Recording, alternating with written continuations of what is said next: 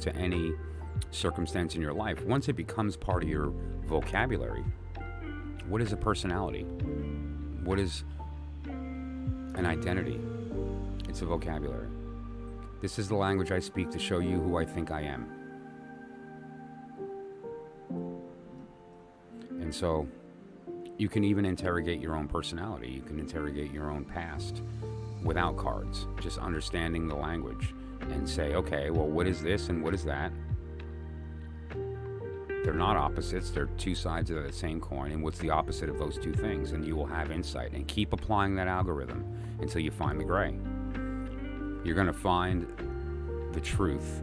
I don't care what question you ask. If you continue to apply that algorithm, you're going to come to the same answer. And it will dawn on you that all questions have the same answer. If I really dig deep enough and look past the answers, I see the truth. And that's what we're trying to do. And so the last thing I wanted to speak about tonight before we kind of get into readings and stuff, and thankfully we're kind of early tonight, so I'm nice and fresh, and I'm looking forward to throwing cards. But it's an important topic. And I call it the end of sorrow. And the reason is because of an experience that I had that really woke me up to how to literally end sorrow. Okay? And we all go through loss. Some of it intentional. I intentionally went through the destruction of my identity several times in my life. Die daily. Right? Die daily. So that you can shed yourself of the things that you don't need and aren't you, and it gives you the opportunity every day to rebuild. Healing doesn't work. I'm sorry, psychologists, psychiatrists out there. I'm sorry, self-help book people, heal your soul people, whatever the case. Healing doesn't work. Healing is taking the thing you used to be and trying to be that. It's like taking something that is damaged and trying to fix it to make it what it used to be. And sometimes things happen that are that can't be healed. You can't heal death. You can't heal the guilt of not saying what you needed to before somebody is gone and you can never speak to them again. You know, you can't heal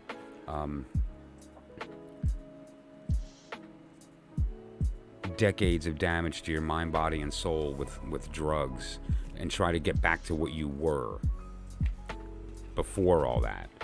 And that's okay, because what you can do, and this is the power of what we're trying to do here, is what we can do is to be open to transformation.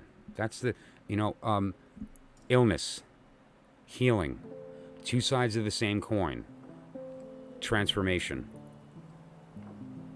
That's the truth. So it's not about healing, it's about transforming. And how do we transform? We realize who we are. And now here's the experience that I went through. There was a period of time a while back,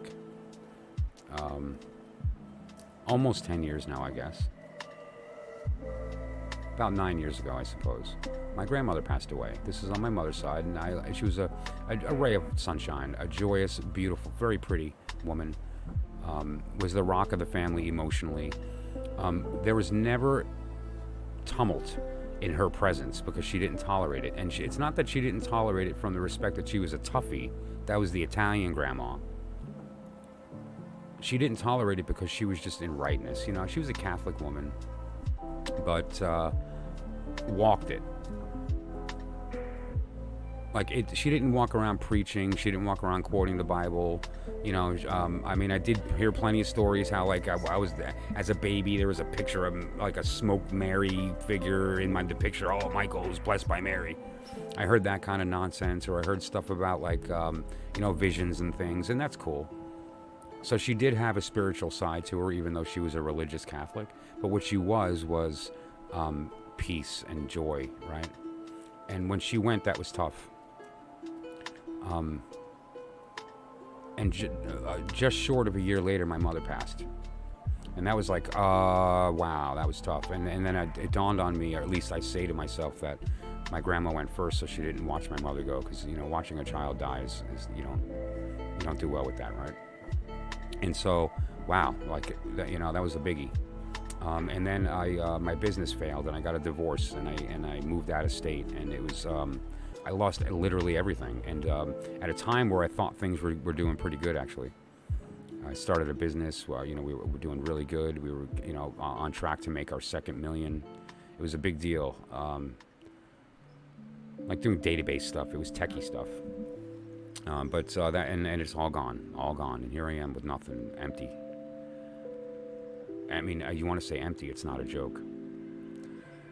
And so, long story short, I'm in a different place and feeling kind of empty. And I get a message that a friend of mine killed himself. They claim over a girl, but no one ever kills himself over a girl. There's something there prior that activates that, right? And the girl had nothing to do with it. And that was a shock, to say the least. Anyone who's been touched by suicide knows that it's not a joke, and you can't resolve it. Like there's no healing. It's just anger and frustration, and then you start getting angry at them for being selfish, and then you start, and all these emotions flow through you. It was really, really something, I tell you what. And just a couple of months later, like literally, I think 3 months later, my grandfather died, which was my grandma's husband, right? And then my grandmother on my other side passed away, and now everyone was dead. And it was a very short period of time. My grandmother, my mother, my friend killed himself. I lost a business. I was divorced and left the state. My friend kills himself, and both grandparents die. A very close friend of mine who lived next door to me was beaten to the point of that he's a vegetable. He's still a vegetable.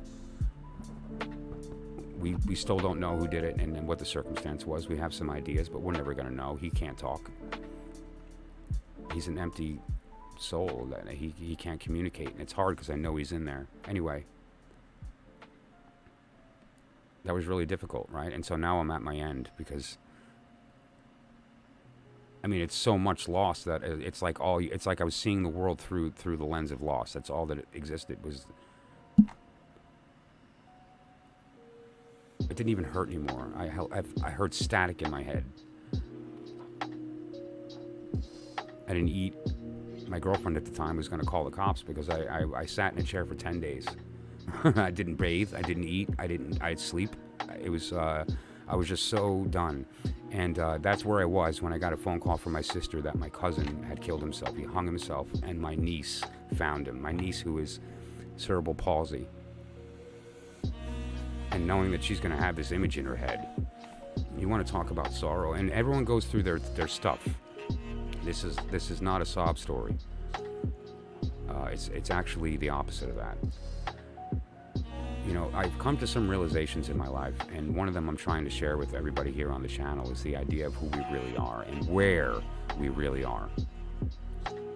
I've said it over and over again. You were born. Everything I'm about to say is the truth told openly. No more secrets, no more nonsense. You were born at the beginning of time. You exist now, at the end of time, waiting for yourself to catch up. And you're playing it out at the same time in the middle. You are there. You know the end because you lived it already. You already lived it. You're at the end of time in unison. This is all taking place and you're at the top. You made it past the abyss. You're there. And you're here also working through it at the same time. But now consider what that means. Who else is at the end of time? With you right now. You know who's at the end of time right now with you? My grandmother.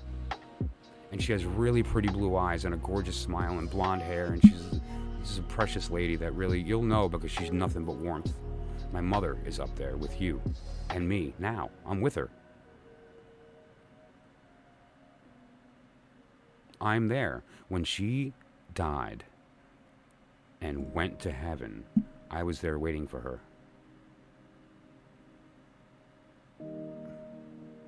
There was never a moment that she was in heaven waiting for me to show back up.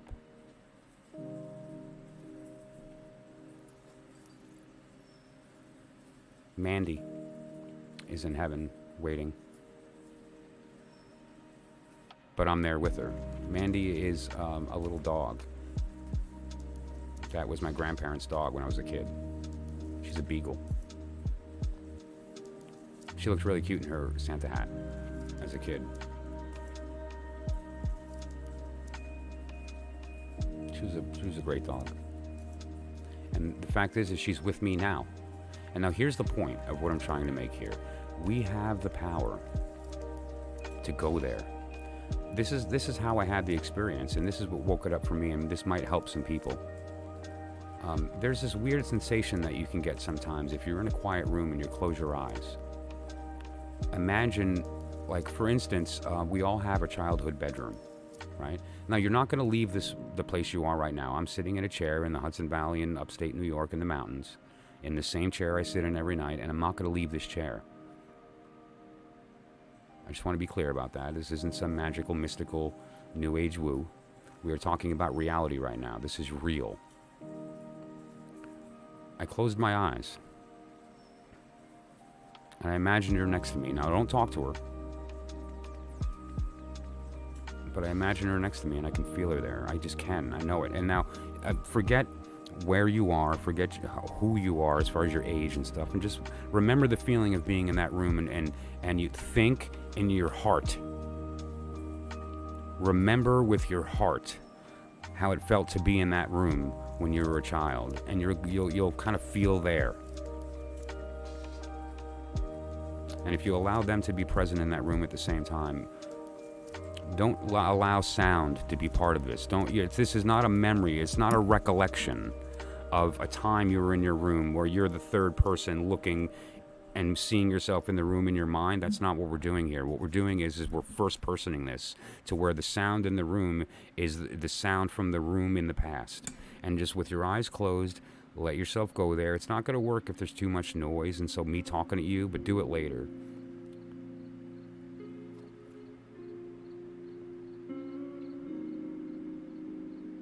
And they're there. You're there. And when you open your eyes, you're back. I never left. I was here speaking to you lucidly, but I felt her. I did. And it fills you with love.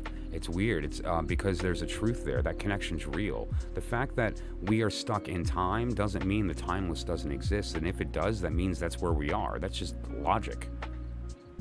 And this is the holographic version that we're happen to be walking through. The other side of the mirror, but the fact is that we always have been and always will be. And if we recognize that and allow ourselves to remember that. I'm not teaching you anything. I'm trying to get you to remember.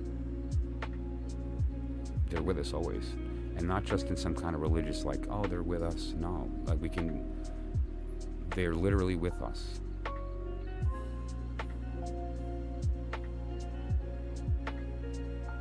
There's something to be said for the fact that when she passed away, that I was there waiting for her.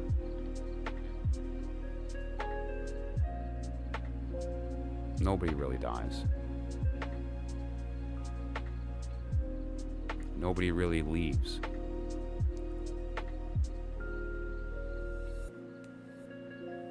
And that's the end of sorrow. It works. You're already there with them. Now, can you feel them on your skin? No. Can you hear the voice of God in your head? No. Where do you hear the voice? Your voice from above. Where do you hear it? In your heart. Stop listening with your head. Where are you, Mom? I'm waiting for words. Not going to happen. Where are you? Grandma? My grandmother, the Italian one. Teresa Damone. She was, I'm a short guy, man. I'm 5'6" if I'm telling the truth, and 5'7" if I lie. My grandmother was like this tall. And she wasn't like my other grandma. My other grandma was this beautiful ray of light. My Italian grandma didn't know how to talk. She yelled. And she wasn't yelling because she was angry. She just didn't know how to be quiet. Italians are obnoxious and loud, and she was an Italian from Brooklyn. She was born in Italy, but she grew up an Italian from Brooklyn. So I'm only second generation in America. But that said, though, spunky lady. And I can almost feel her hair when I go there. She had really soft curls. I didn't get the curls. I didn't get the nose. I didn't get any of it, but she had these gorgeous soft curls. But yeah, so it's really an important thing to remember, always remember. Not only is your soul always talking to you, but that's your voice. That's not your soul's voice. That implies there's a separation, that there's you and your soul.